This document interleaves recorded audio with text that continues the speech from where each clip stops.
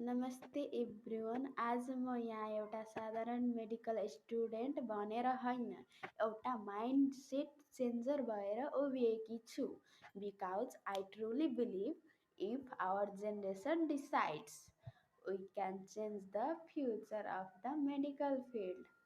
And I'm here with that's belief to inspire, to lead, and to make a difference.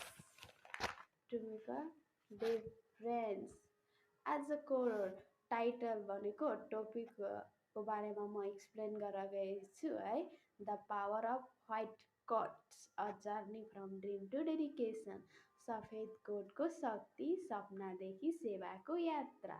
In every hospitals there's one dream shining brighter than all the white coat dream. हरेक अस्पतालमा एउटा सपना हुन्छ है, त्यो हो सफेद कोटको सपना। यो coat केवल कपडा होइन, यो हो कन्फिडेन्स, क्याम्बिजन र कमिटमेन्टको प्रतीक। जब हामी यो कोट लगाउँछौँ, हामी केवल स्टुडेन्ट होइन, हामी भविष्यका हिलर बन्छौँ है। जब मैले पहिलोपटक यो कोट लगाएँ, त्यो दिन मेरो जीवनकै टर्निङ पोइन्ट थियो है।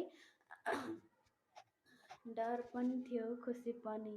बिकज आई रियलाइज अब म कमन पर्सन होइन, म फ्युचर सेभियर बनेकी छु।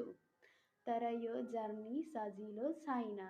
रातभर पढ्ने, एक्जामको प्रेसर, प्र्याक्टिकलको च्यालेन्जेस, तर यी सबै स्ट्रगलले हामीलाई स्ट्रङ डक्टर बनाउँछ। मेडिसिन केवल सब्जेक्ट होइन, यो त लाइफको रियल टेस्ट हो। एक दिन आउनेछ जब हाम्रा पेसेन्टहरू थ्याङ्क यू डक्टर भन्छन्। त्यो मोमेन्टले सबैको थकाइ भुलाइदिन्छन्। याद राख, मार्क इम्पोर्टेन्ट छैन, डेडिकेसन इम्पोर्टेन्ट छ। Because a true doctor is not made in this classroom but in the moment of struggle, empathy and service. आजको युथले सोसल मिडियामा ट्रेन्ड खोज्दैछ, तर तिमीले ट्रेन्ड होइन, ट्रस्ट क्रिएट गर्नुपर्छ क्या। That's the real power of medical students. So wear your coats, white skirts with pride, not show but service.